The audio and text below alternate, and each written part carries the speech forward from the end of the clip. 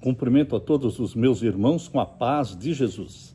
Seja bem-vindo ao estudo da lição da Escola Sabatina, número 11. Antes de começar, vamos orar.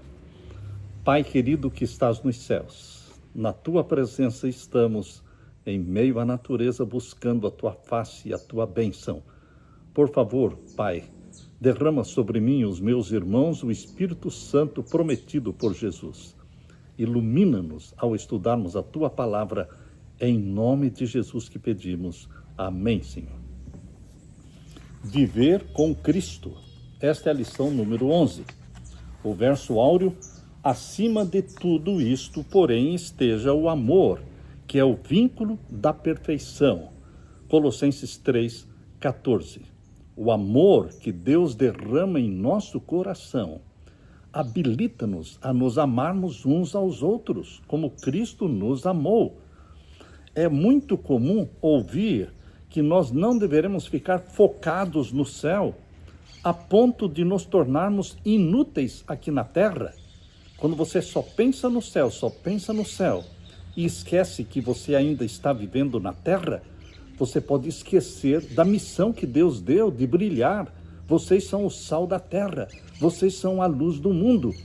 Portanto, meu querido irmão, embora não possamos ter a cabeça na terra, mas os nossos pés estão na terra.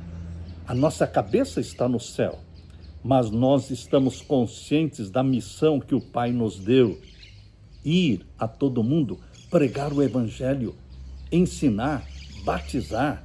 Meu querido irmão, Paulo apresenta em Colossenses capítulo 3 um conceito muito importante. Se estivermos excessivamente focados na terra, seremos de pouca utilidade para Deus. Temos uma missão na terra, mas a nossa cabeça não pode estar aqui. Deus nos chama para princípios práticos e concretos que vêm do céu e são compreendidos pelos que foram ressuscitados juntamente com Cristo, conforme diz Colossenses 3, verso 1. Se fomos ressuscitados com Cristo, então entendemos a missão do Pai para nós. Seus conselhos são diretos e aplicáveis a todas as áreas da nossa vida, fortalecendo nossos relacionamentos na igreja e na sociedade. Jesus disse: amem os seus inimigos e orem pelos que perseguem vocês, para demonstrarem que são filhos do Pai Celestial, que está no céu, porque Ele faz o seu sol nascer sobre maus e bons. Ele faz vir a chuva sobre justos e injustos. Se quisermos viver esse princípio dado por Deus, nós precisamos ter a nossa mente voltada para o céu. Nesta semana, veremos que viver com Cristo pode transformar nossa vida agora e também por toda a eternidade. Aleluia! Na parte de domingo, mentalidade celestial. Termos a mente espiritual, que sonha, que deseja as coisas do céu. Abra sua Bíblia e vamos ler então Colossenses capítulo 3. Colossenses capítulo 3, vamos ver então o verso 1 até o verso 4. Abra sua Bíblia. Aqui diz: portanto, se vocês já ressuscitaram com Cristo, busquem as coisas que são de cima, onde Cristo está sentado à destra de Deus, à direita de Deus. Se nós morremos com Cristo e ressuscitamos com Cristo, se não esquecemos de ressuscitar, porque muitos esquecem de ressuscitar, eles só morrem, mas não ressuscitam com Cristo, então são cristãos tristes, cabisbaixos, decepcionados, infelizes. Mas se você ressuscitou com Cristo, você vai buscar as coisas que são de cima, as coisas espirituais, onde Cristo está sentado à direita de Deus. Pense nas coisas que são de cima. Esse é o conselho de Paulo, e não nas que são da terra. A nossa mente tem que estar voltada para os valores celestiais espirituais. E o verso 3 diz: porque nós já estamos mortos e a nossa vida está escondida com Cristo em Deus. Quando Cristo, que é a nossa vida, se manifestar, ou seja, quando Jesus voltar, então também nós nos manifestaremos com ele em glória. Por quê? Porque na volta de Jesus seremos glorificados. Que condição Paulo apresenta como essencial para desenvolver a mentalidade celestial? Do topo de uma montanha, é possível contemplar uma vasta paisagem ao nosso redor. Desde os tempos antigos, montanhas têm sido procuradas por aqueles que desejam uma experiência mais próxima com Deus.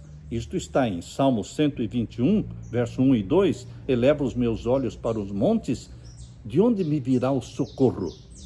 Porque os pagãos elevavam seus olhos para os montes e adoravam suas divindades nos montes.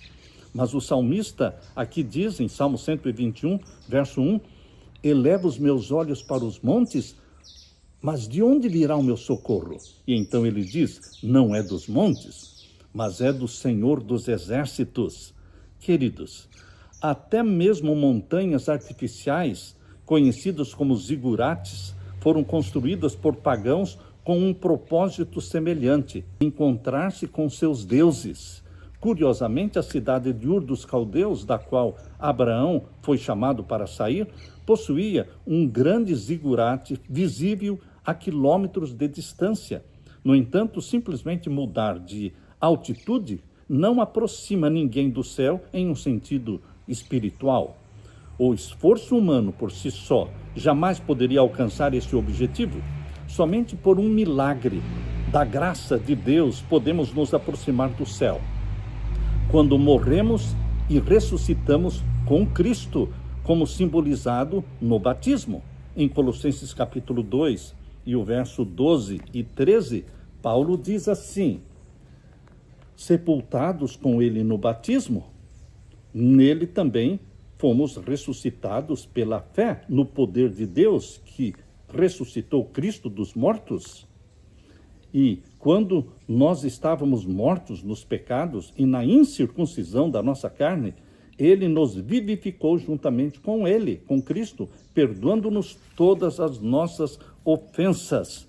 Meu querido irmão, desde o início do capítulo 3 de Colossenses, existe uma ênfase dada por Paulo aqui no que está acima de nós, o que existe no céu. Ele usa expressões assim como coisas lá do alto, onde Cristo vive, juntamente com Cristo em Deus, com ele em glória. Todas essas expressões mostram que o foco de Paulo era o céu. A verdade é que há muito na vida cristã que desafia a lógica humana. Como alguém pode realmente morrer e ressuscitar, se aparentemente essa pessoa continua a mesma e nunca passou por uma experiência literal da morte? Muitas coisas não fazem sentido para a mente humana sem a influência do Espírito Santo. Mas para aqueles que foram transformados espiritualmente e que receberam um novo coração prometido por Deus, morrer para o pecado e ressuscitar com Cristo, sim, morrer para o pecado e ressuscitar com Cristo são realidades concretas. Como diz um hino que costumamos cantar, você me pergunta como sei que ele vive? Ele vive dentro do meu coração. Se Cristo vive em mim, eu creio, eu revelo Cristo, eu tenho certeza de que ele ressuscitou e vive também em mim. Ainda assim, Paulo dá essas orientações, porque há uma necessidade constante de uma renovação espiritual. Em 2 Coríntios, capítulo 4, verso 16, abra sua Bíblia, 2 Coríntios, o capítulo 4 e o verso 16. Aqui diz, por isso não desfalecemos, mas ainda que o nosso homem exterior se corrompa, o interior, contudo, se renova de dia em dia. O homem interior, a natureza espiritual, gerada pelo Espírito Santo em você, quando você abraça Jesus como Salvador, ela precisa ser renovada diariamente. Assim diz Paulo, de fato, podemos nos desviar e nos perder. Nós não acreditamos naquela frase de uma vez salvo, salvo para sempre. Não. Uma vez salvo em Jesus Cristo, eu preciso continuar amando a Jesus Cristo, obedecendo a Jesus Cristo, renovando os meus votos de fidelidade a Jesus todos os dias. Meu querido irmão, neste mundo de pecado, nunca estaremos totalmente livres de tentações. Por isso devemos escolher diariamente buscar as coisas que são do alto. Colossenses 3:1. Nossa vida eterna está segura, está oculta, juntamente com Cristo em Deus. Colossenses 3:3. Porém, a maneira como vivemos esta realidade certamente não deve ficar escondida. Ela tem que aparecer na sua vida. Se você é de Jesus, se você é sal, você vai fazer uma mudança no ambiente onde você está. Se você é luz, você vai iluminar. Não tem como esconder. Para onde os seus pensamentos estão voltados? Para onde a sua cabeça está voltada? Qual é o foco da sua mente? Para as coisas que são do alto ou para as coisas que são da terra? Pense nas coisas que são lá de cima, porque o que é passageiro e efêmero está aqui ao nosso redor na terra, mas o que é eterno e permanente e que vai permanecer por toda a eternidade está lá no céu. São os valores espirituais. E você e eu fomos chamados por Deus para viver na terra, mas como cidadãos do céu. Nossa cabeça tem que estar no céu. Aleluia. Na parte de segunda-feira, acabe com a mentalidade terrena. É comum ouvir protestos que dizem: chega de guerras, proteja as florestas, diga não para as armas nucleares. São frases que são ditas no mundo hoje, mas provavelmente nunca vamos ouvir algo como: acabe com a mentalidade terrena. Você não vai ver ninguém repetindo esta frase: acabe com a mentalidade terrena. Por quê? Esse tipo de ideia simplesmente não combina com a forma como o mundo pensa. Não que as outras causas não sejam importantes, mas são muito limitadas, especialmente diante da iminência da eternidade. Nosso foco precisa ser superior. Nosso foco precisa ser o céu. Estamos aqui de passagem. Estamos aqui como peregrinos. Peregrinos. E o peregrino não pode levar muita bagagem, porque o nosso fim não é aqui. O nosso fim, a nossa finalidade, o nosso alvo é o céu. É para lá que estamos indo. Abra sua Bíblia em Colossenses capítulo 3 e vamos ver agora Colossenses capítulo 3 e o verso 5 e 6. Aqui diz: mortifiquem, ou seja, façam com que morra os seus membros carnais. Façam com que morra os seus membros que estão sobre a terra. O que é isso? Como você entende isso? A prostituição. Quando Paulo diz, façam com que morra os seus membros, ele está falando da prostituição, da impureza, do apetite desordenado, que é a intemperança.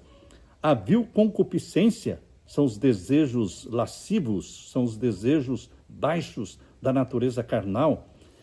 E também fala da avareza, que é a idolatria. E aqui diz o verso 6, pelas quais coisas vem a ira de Deus sobre os filhos da desobediência. A ira de Deus vem sobre os filhos da desobediência. Como é que a ira de Deus vem sobre os filhos da desobediência? Porque Deus deixa que eles colham as consequências dos seus próprios atos. Exatamente como diz em Romanos. Você pode abrir a sua Bíblia em Romanos capítulo 6. Romanos capítulo 6, versos 1 a 7. Romanos capítulo 6 e os versos 1 a 7. Aqui diz: que diremos, pois?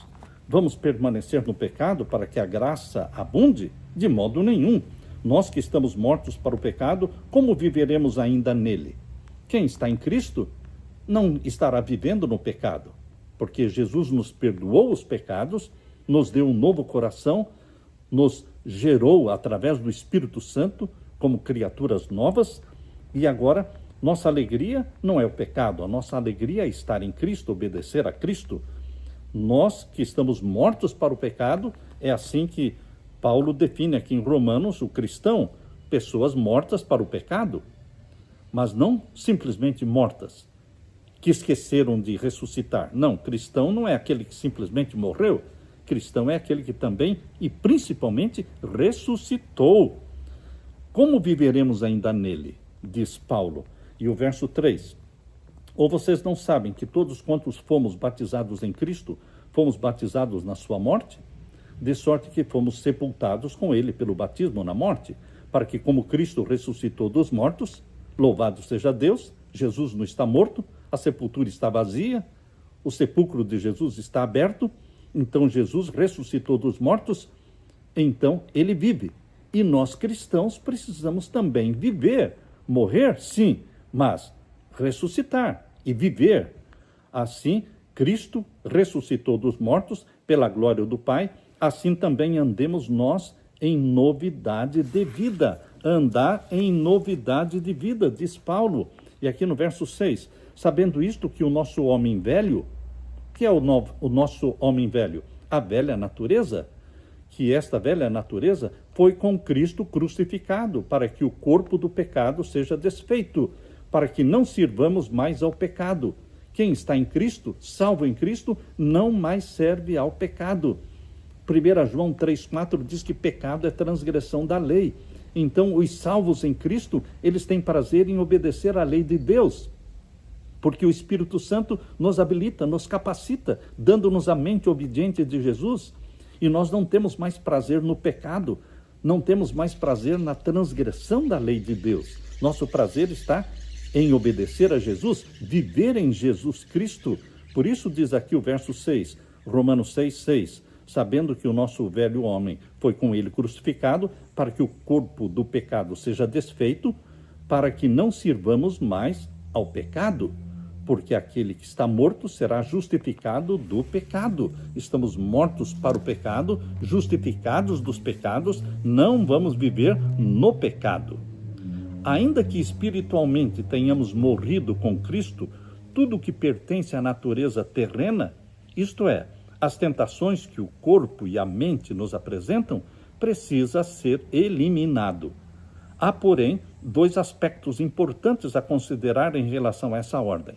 Primeiro, em Colossenses 3,1, a forma verbal que Paulo usa supõe que, de fato, fomos ressuscitados com Cristo. Não estamos mortos, mas somos cristãos vivos, dinâmicos.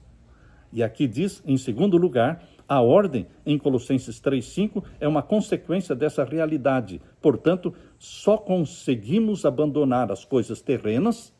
Quais coisas terrenas? A imoralidade sexual, a impureza, as paixões más, os maus desejos, a avareza. Só conseguimos abandonar isso porque fomos ressuscitados com Cristo e recebemos dele a vida espiritual e o poder para expulsar essas coisas da nossa mente e da nossa vida. Recebemos a mente de Cristo. Isso é gradual.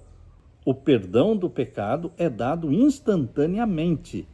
Mas a mente de Cristo não é dada instantaneamente. Ela é dada no processo da comunhão diária, no processo da santificação, que é obra da vida toda. O Espírito Santo vai implantando em você a mente de Cristo. Isso é gradual e progressivo. Colossenses 3,6 fala sobre a ira de Deus. Em Romanos capítulo 1, verso 18, fala também da ira de Deus, que Deus entregou as pessoas aos seus próprios caminhos perversos. A ira de Deus vem sobre os filhos da desobediência. Colossenses 3,6. Queridos, Paulo associa a impureza com aqueles que seguem os desejos do coração deles, para desonrarem o seu corpo entre si. Romanos 1, 24. Então, a ira de Deus significa deixar que as pessoas que querem viver na desobediência e no pecado, que elas colham as suas consequências dos seus próprios atos. É assim que Paulo define aqui em Romanos capítulo 1, verso 24, abra sua Bíblia, Romanos capítulo 1, e vamos ver então o verso 24. Aqui diz, pelo que também Deus os entregou às concupiscências dos seus corações. Eles escolheram o mal, escolheram a promiscuidade, escolheram o sodomismo, e então Deus deixa que eles escolham as consequências dos seus atos. É o que Paulo diz em Romanos 1, 24. Pelo que também Deus os entregou às concupiscências dos seus corações, à imundícia, para desonrarem seus corpos entre si, pois mudaram a verdade de Deus em mentira e honraram e serviram mais a criatura do que o Criador, que é bendito eternamente. Verso 26, pelo que Deus os abandonou às paixões infames. Deus disse, vocês querem isso? É essa a decisão de vocês? De se inflamarem com as coisas da carne, com a natureza pecaminosa? Vocês querem viver no pecado? Então, vocês vivam. Eu dei o livre-arbítrio para vocês tomarem as decisões, mas vocês vão colher as consequências. É isso que Paulo está explicando aqui em Romanos capítulo 1 e o verso 26. Pelo que Deus os abandonou às paixões infames, porque até as suas mulheres mudaram o uso natural no contrário à natureza, ou seja, mulheres vivendo com mulheres. E o verso 27, e semelhantemente também os homens, deixando o uso natural da mulher, se inflamaram em sua sensualidade uns para com os outros, homem com homem, cometendo torpeza, ou seja, cometendo pecado. Está claro aqui que Deus considera isso pecado e recebendo em si mesmos a recompensa que convinha ao seu erro. Não é Deus que escolheu que eles fossem assim, não é Deus que escolheu que eles recebessem estas consequências, mas eles escolheram. Aquele que planta, colhe. É resultado natural da escolha feita pelos pecadores, por aqueles que decidem ser desobedientes a Deus. Meu querido irmão, Paulo escreveu, façam morrer tudo que pertence à natureza terrena. Como podemos obedecer a esta instrução? Fazendo morrer tudo que pertence à natureza terrena. Começando o dia com Deus, adorando a Deus, estudando a sua palavra, confessando a Ele os nossos pecados, renovando diante de Jesus os nossos votos de fidelidade. E durante o dia, mantendo a nossa cabeça voltada para o céu, para as coisas de Deus. Estamos de passagem pelo mundo, somos peregrinos aqui, mas o nosso negócio é o céu. Aleluia! Na parte de terça-feira, renovados em conhecimento. A nossa mente é renovada pelo conhecimento que vem de cima, vem de Deus. Abra sua Bíblia em Colossenses, vamos ler agora o capítulo 3 de Colossenses e os versos 6 até o verso 11. Aqui diz, pelas quais coisas venha a ira de Deus sobre os filhos da desobediência. Nós já estudamos e já mencionamos que a ira de Deus é o fato de Deus deixar que eles colham as consequências das suas ações. Queridos, Deus ama mesmo os pecadores. Deus ama mesmo aqueles que decidem viver no pecado. Deus os ama. Jesus já morreu por eles. Mas então por que é que diz, pelas quais coisas vem a ira de Deus sobre os filhos da desobediência? Porque Deus os entrega às consequências das suas próprias ações. Verso 7. Nas quais também em outro tempo nós andamos quando vivíamos nelas. Nós que somos de Cristo e que vivemos em Cristo, no passado também vivemos de forma pecaminosa, atendendo os desejos da carne. Mas fomos transformados. O verso 7 diz, o verso 8 diz, mas agora despojem, ou seja, deixem de viver daquela velha forma, aquele velho estilo de vida. Agora despojem-se também de tudo, da ira, da cólera, da malícia, da maledicência, das palavras torpes, das palavras más que saem da nossa boca.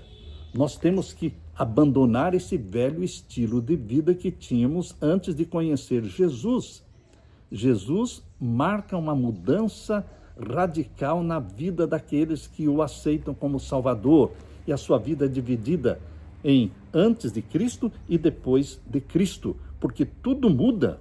E aqui diz o verso 9, não mintam uns aos outros, Não mentimos, nem mentiras brancas, nem amarelas, nem cor-de-rosas.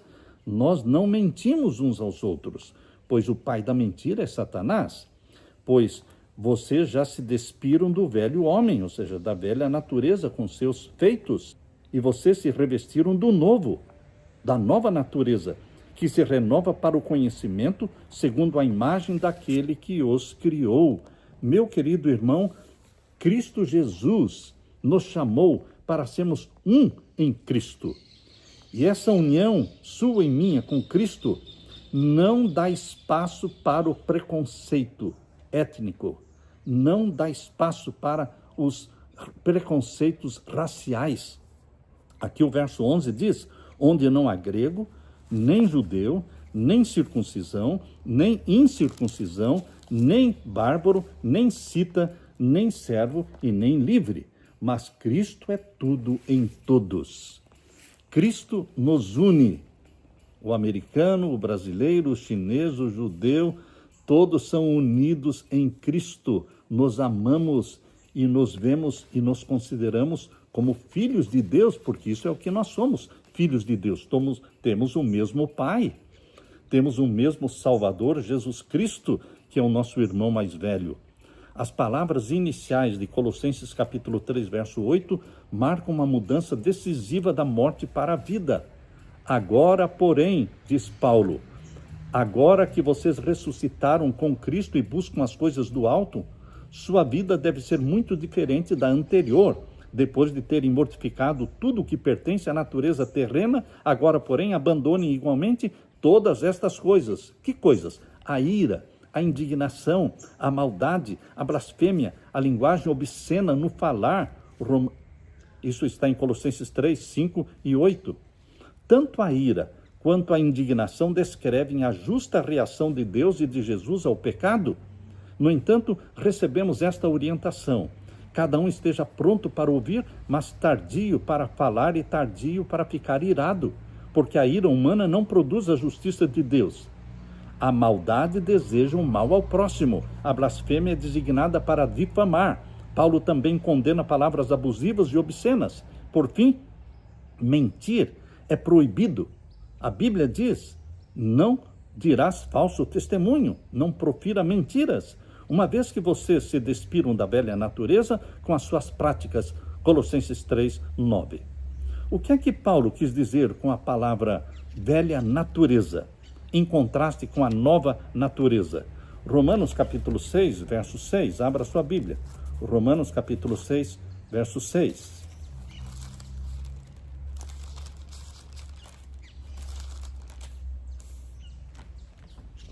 Aqui diz: sabendo isto, que o nosso homem velho foi com ele crucificado para que o corpo do pecado seja desfeito, para que não sirvamos mais ao pecado. O que Paulo quis falar com a velha natureza? É o velho estilo de vida. Quando vivíamos na desobediência, amando o pecado, mas agora nós sentimos repulsa pelo pecado. À medida que você aproxima-se de Jesus, à medida que você vai sendo transformado pelo Espírito Santo e recebendo a mente de Jesus, o pecado vai se tornando cada vez mais repulsivo para você, mais ofensivo para você.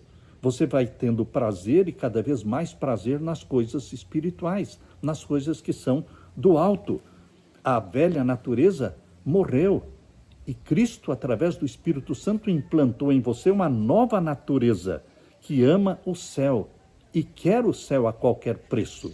Leia também Efésios capítulo 4. Efésios capítulo 4, vamos ver então os versos 22 a 24. Aqui diz que, quanto ao trato passado, ou seja, a velha vida passada, nos despojemos do velho homem, que se corrompe pela concupiscência do engano, e nos renovemos no espírito do nosso sentido. Renovação. Em Cristo Jesus somos recriados, renovados. E o verso 24, e nos revistamos do novo homem, da nova natureza, da nova criatura, que segundo Deus é criado em verdadeira justiça e santidade. Deus nos chamou do pecado para a santidade. Deus nos chamou da desobediência para a obediência. Verso 25, pelo que deixe a mentira, diz aqui, deixe a mentira. Meu querido irmão, não deveremos mais viver na prática da mentira e fale a verdade cada um com seu próximo, porque somos membros uns dos outros e somos membros do corpo, cuja cabeça é Jesus Cristo. Meu querido irmão, ser renovado pelo conhecimento. Que conhecimento? O conhecimento da piedade de Deus, renovados pelo conhecimento e pela sabedoria que vem de cima. O conhecimento de Cristo, por meio da sua palavra, nos transforma de glória em glória na sua própria imagem. 2 Coríntios 3:18. Isso nos eleva acima das barreiras étnicas, geográficas e sociais, pois pertencemos a um reino superior. Reino de Deus, não existe estrangeiro e nem cidadão, e nem judeu, e nem grego, e nem americano, e nem brasileiro. No reino de Deus somos todos irmãos, somos filhos e filhas do Pai Celeste. No reino de Deus, Cristo é tudo em todos. Jesus é tudo na minha vida. Deixe Jesus ser tudo na sua vida também. Aleluia. Na parte de quarta-feira, o caráter da nova vida. Depois de descrever os maus hábitos e as características negativas que devem ser abandonados ao nos entregarmos a Jesus, Paulo destacou os aspectos positivos, como a passagem das trevas para a luz. O cristão não é alguém que simplesmente morreu e que esqueceu de ressuscitar. O cristão não é definido como alguém triste, cabisbaixo, desgostoso, infeliz. O cristão é alguém alegre, feliz, radiante, com brilho nos olhos, porque ele tem esperança, a esperança de um reino de luz, da vida eterna, de viver na presença de Deus, esperança da segunda vinda de Jesus, esperança da nova Jerusalém, do novo céu e da nova terra. Portanto, o cristão tem muitos motivos para viver feliz e viver esta vida nova. Ele morreu e precisamos morrer para o pecado, mas precisamos ressuscitar. Muitos que entram para um mosteiro e ficam fechados dentro de 4 paredes, em penitências, oração e penitências, somente, são pessoas tristes, que não descobriram a alegria de viver servindo. Jesus tinha momentos de comunhão, a vida dele era dividida entre o monte da oração e o convívio com a multidão. Não podemos viver somente em comunhão com Deus, fechados dentro de uma sala ou em cima da montanha. Nós precisamos descer para junto da multidão e servir, porque Jesus veio para servir e você e eu fomos chamados por Deus para servir. Portanto, meu querido irmão, como cristãos, nós somos criaturas vivas. Colossenses capítulo 3, abra sua Bíblia. Colossenses capítulo 3, vamos ler então agora os versos 12 a 14.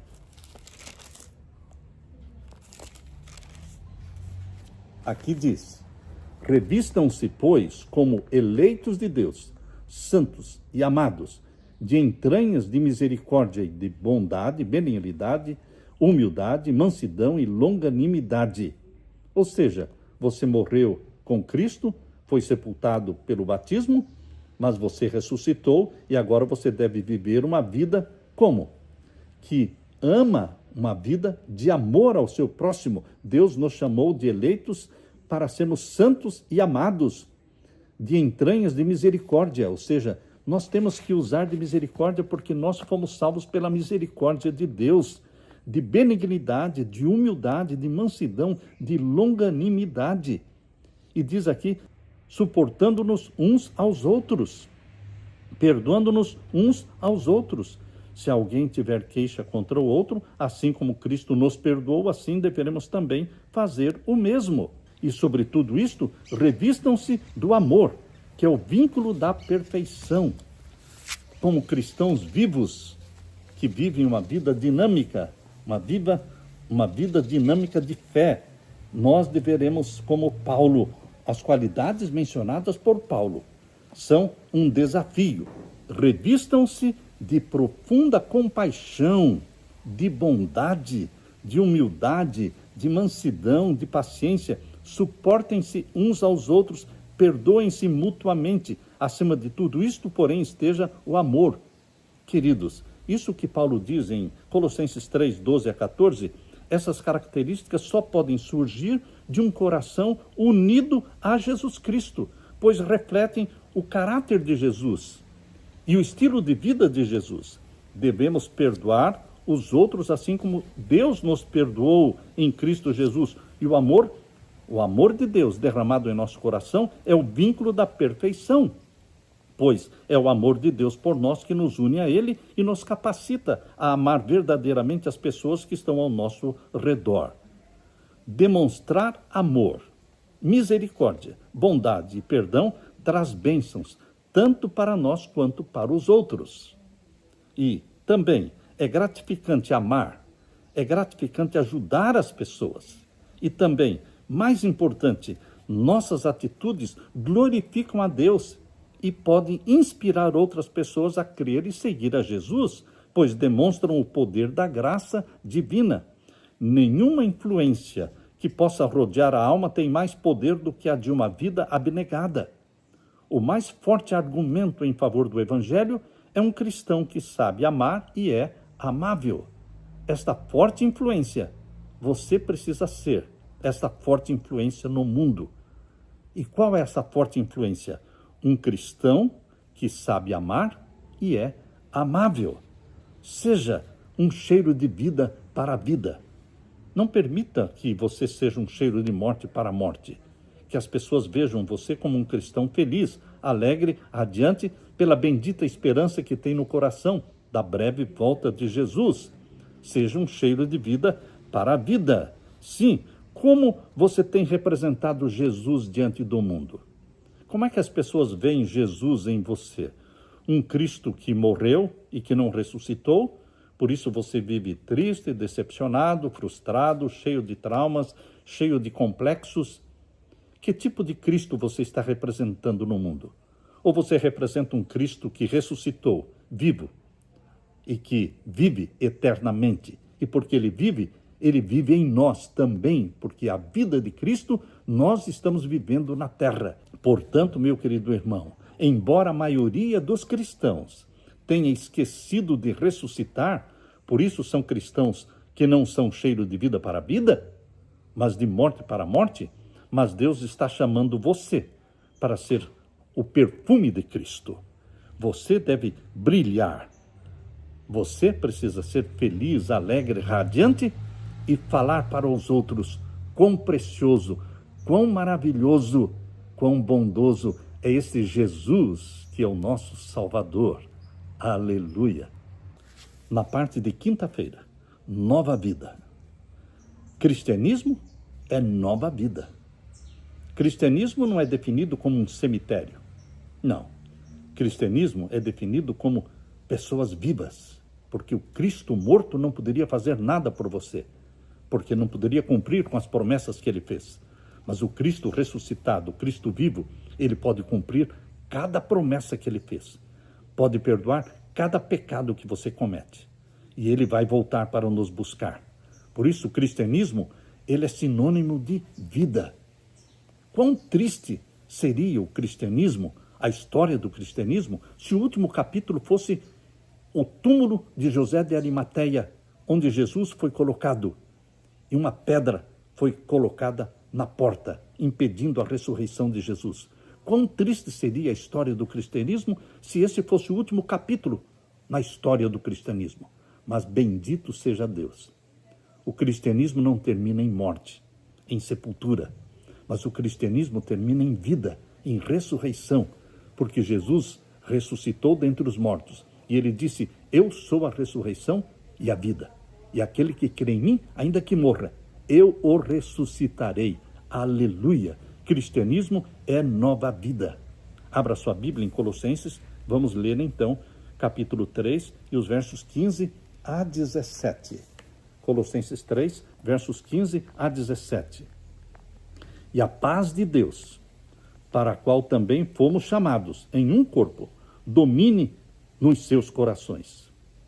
O cristão é caracterizado pela paz, paz interior. Em meio às guerras deste mundo, você está em paz. Pode cair o mundo, mas você está em paz, porque você tem a paz de Jesus no coração.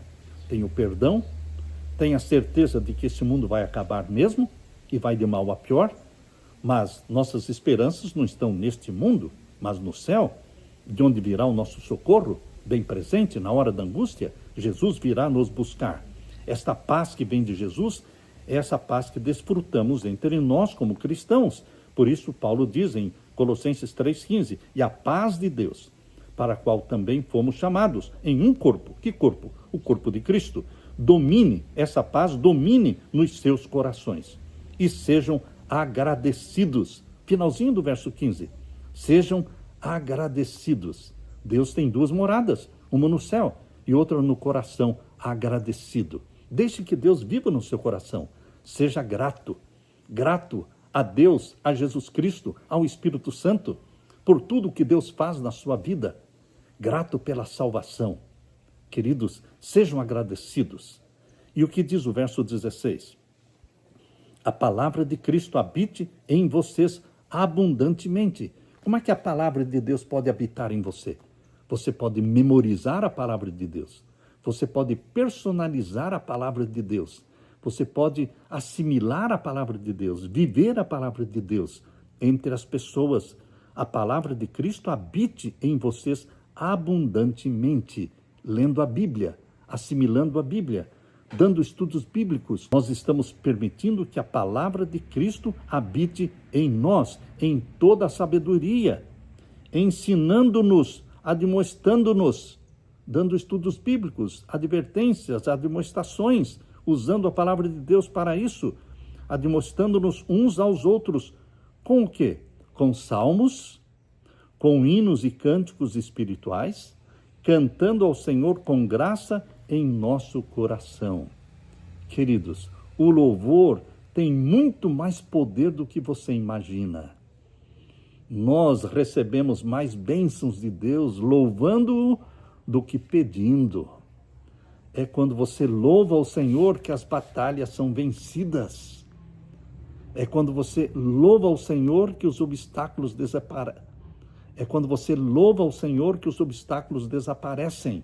Por isso que Paulo dá essa ênfase, que nós deveremos nos admoestar uns aos outros com salmos, com hinos, com cânticos espirituais, cantando ao Senhor com graça em nosso coração. Quem vive uma vida de louvor, não somente louva a Deus, mas ele próprio é uma pessoa feliz, porque quem é feliz louva. E quanto mais você louva, mais feliz você é. Meu querido irmão, Paulo está dizendo que nós deveremos ensinar uns aos outros com salmos, com hinos, com cânticos. Não se trata de qualquer música. Não é simplesmente cantar. É cantar cânticos espirituais. Paulo usa uma terminologia bem específica, tanto aqui como também em Efésios 5,19, ele fala de salmos, hinos e cânticos espirituais. Parece haver uma distinção entre a coletânea já existente dos salmos do Antigo Testamento e uma nova coletânea de hinos cristãos que começou a surgir no Novo Testamento. Cânticos espirituais pode ser um termo mais amplo para qualquer canção de louvor relacionada à vida espiritual ou à vida da igreja. As letras dessas músicas ensinam a verdade e orientam sobre como viver a nova vida cristã. Muitos hinos compostos ao longo dos séculos carregam mensagens poderosas de esperança e segurança, tão necessárias em um mundo que tantas vezes nos desencoraja. A influência da música é muito forte. Quando Davi tocava harpa, Saul se acalmava, os demônios fugiam. Quando Davi tocava harpa, a possessão de Saul desaparecia, ele era libertado. Mas estudos clínicos mostram que a música clássica acalma, ajuda a reduzir a ansiedade, melhora a função cerebral, promove o relaxamento, alivia a dor e até aumenta a socialização. Portanto, louve ao Senhor. Deus habita entre os louvores dos seus filhos. Em 2 Crônicas, capítulo 20, verso 21 a 22, eu termino lendo com você 2 Crônicas, capítulo 20, e o verso 21 e 22.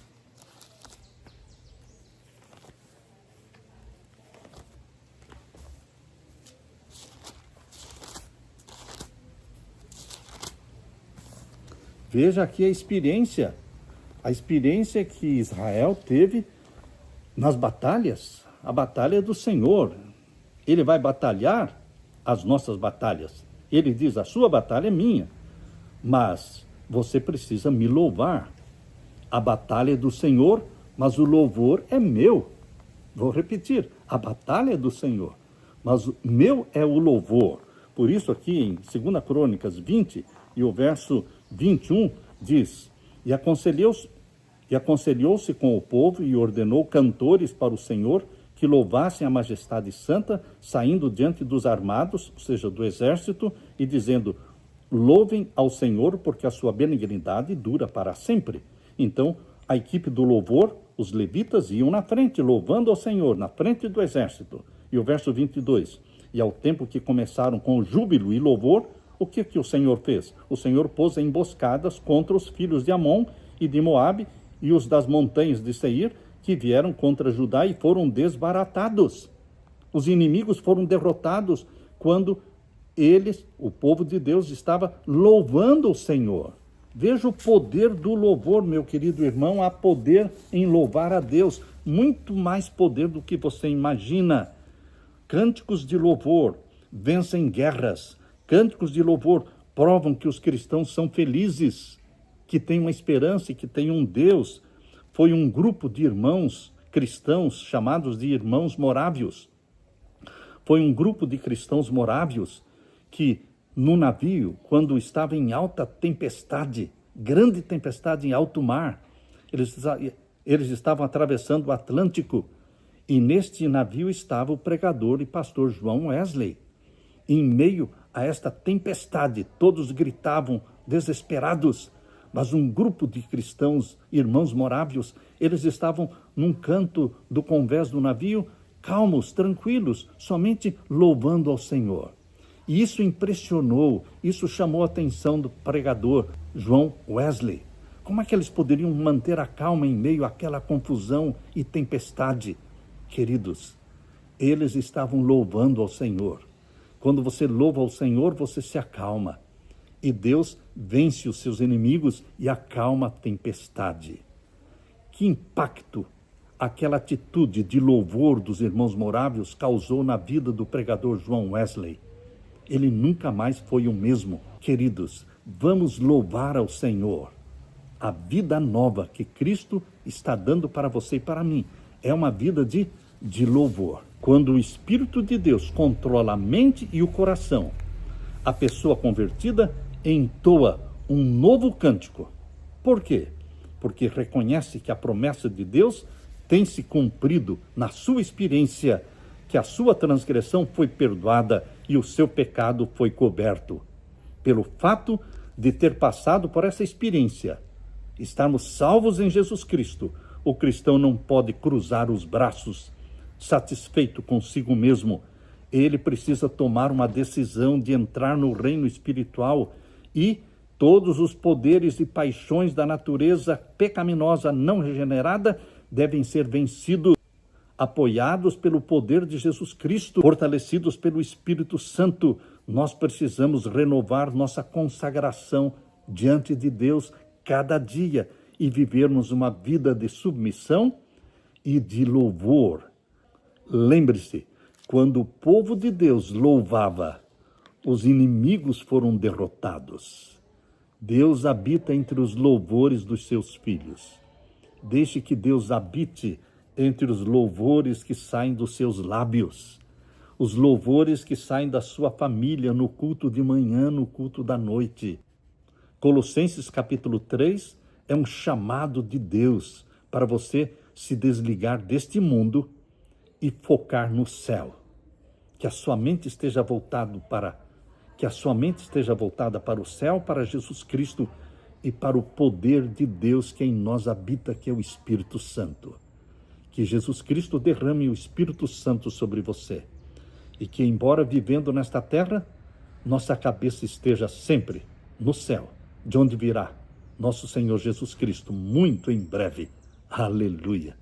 Deixe-me orar com você.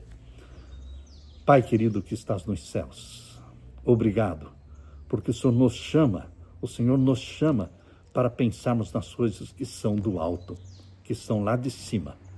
Obrigado pelo Espírito Santo derramado sobre nós, que Jesus Cristo prometeu, e Jesus Cristo cumpriu esta promessa do Espírito Santo, que gera em nós a natureza santa de Jesus Cristo e que nos torna cristãos alegres, felizes, servidores, misericordiosos, amando-nos uns aos outros, servindo-nos uns aos outros e admoestando-nos uns aos outros com cânticos, com hinos, com salmos. Derrama o Espírito Santo sobre mim e os meus irmãos e volte logo, Jesus, nos buscar. Em teu nome que pedimos. Amém, Senhor. Amém. Deixo com você, meu irmão e minha irmã, a paz de Jesus. Amém.